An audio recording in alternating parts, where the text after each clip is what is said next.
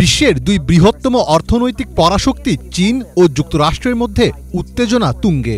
ধীরে ধীরে এই উত্তেজনা রূপ নিচ্ছে পূর্ণাঙ্গ বাণিজ্য যুদ্ধে। চীনা পণ্যের ওপর শুল্ক আরোপের পর মার্কিন প্রেসিডেন্টের পক্ষ থেকে দাবি করা হয় চীনের প্রেসিডেন্ট শি জিনপিং ডোনাল্ড ট্রাম্পকে ফোন করে কথা বলেছেন।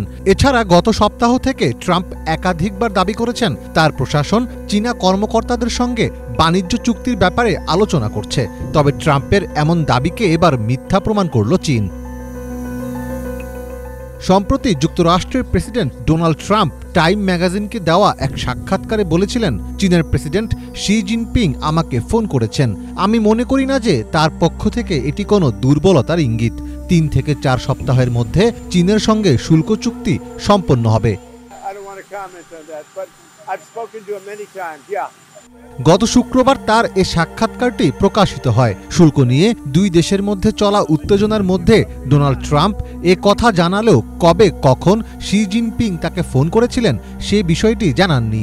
ট্রাম্পের ওই বক্তব্যের বিষয়ে জানতে চাইলে চীনের পররাষ্ট্র মন্ত্রণালয় তখন তাৎক্ষণিকভাবে কোনো মন্তব্য করেনি। তবে এবার বেইজিং স্পষ্ট করে বলে দিয়েছে উভয় দেশের মধ্যে চলমান শুল্কযুদ্ধ মীমাংসার জন্য কোনো আলোচনা চলছে না। ট্রাম্পের দাবির পরিপ্রেক্ষিতে সোমবার এক নিয়মিত সংবাদ সম্মেলনে চীনা মুখপাত্র গুও জিয়াকুন বলেছেন, আমার জানামতে দুই রাষ্ট্রপ্রধানের মধ্যে সম্প্রতি কোনো ফোন আলাপ হয়নি। আমি আবারও স্পষ্ট করে বলছি, চীন ও যুক্তরাষ্ট্রের মধ্যে শুল্ক ইস্যুতে কোনো আলোচনা বা পরামর্শ চলছে না।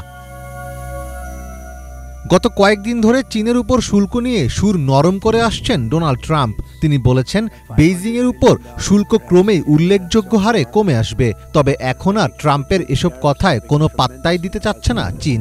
বর্তমান পরিস্থিতিতে ট্রাম্প বাণিজ্য যুদ্ধের উত্তাপ কিছুটা কমাতে ইচ্ছুক হলেও চীন জোর দিয়ে বলছে যুক্তরাষ্ট্রকে অবশ্যই চীনা পণ্যের ওপর সব শুল্ক প্রত্যাহার করতে হবে। মার্কিন প্রেসিডেন্ট ডোনাল্ড ট্রাম্পের প্রশাসন চীনের বেশিরভাগ পণ্যে ১৪৫% শুল্ক আরোপ করেছে, যার প্রতিক্রিয়ায় চীন মার্কিন রপ্তানিতে ১২৫% শুল্ক আরোপ করে। এই অবস্থায় বিশ্বব্যাপী অর্থনৈতিক মন্দার আশঙ্কা করছে আন্তর্জাতিক মুদ্রা তহবিল। তবে এমন অবস্থাতেও অর্থনৈতিক প্রবৃদ্ধি ধরে রেখেছে বিশ্বের দ্বিতীয় বৃহত্তম অর্থনীতির দেশ চীন।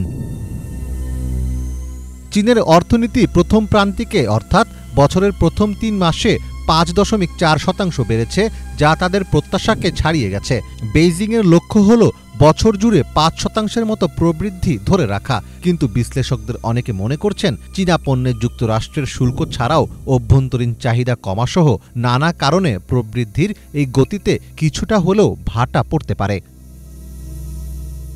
মীর ফজলে রাব্বি, বাংলা ভিশন।